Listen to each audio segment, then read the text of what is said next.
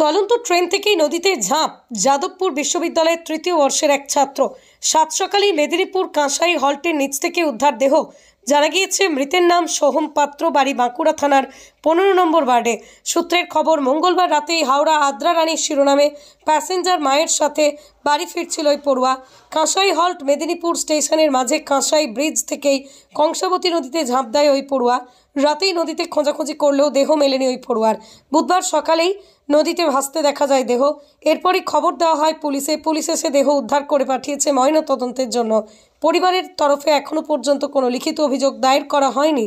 মানসিক অবসাদের জেরে আত্মহত্যা বলে প্রাথমিক অনুমান পুলিশের।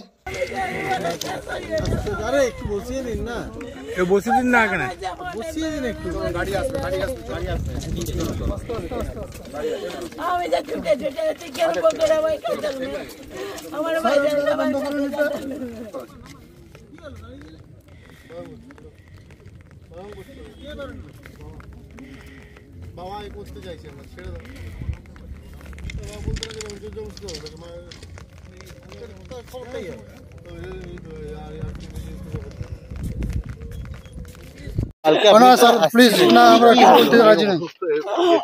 কিছু বলতে রাজি নেই, প্লিজ। ছেলে তো যাদবপুরে পড়তো না, কিছু মনে নেই আমার।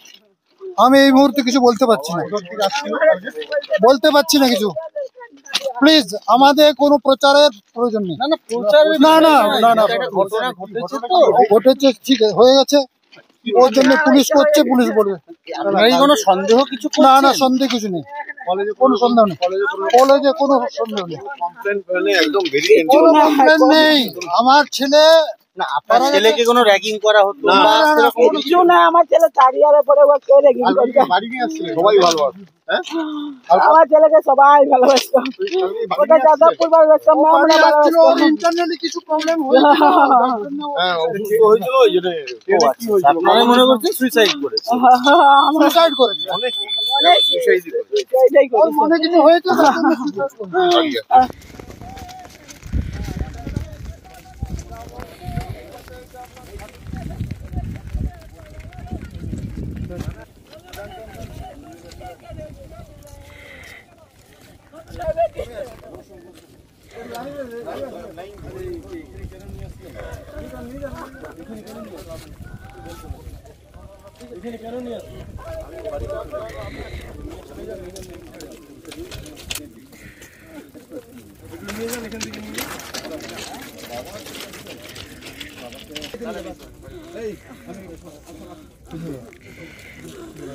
বাইকটা নিয়ে নিন না,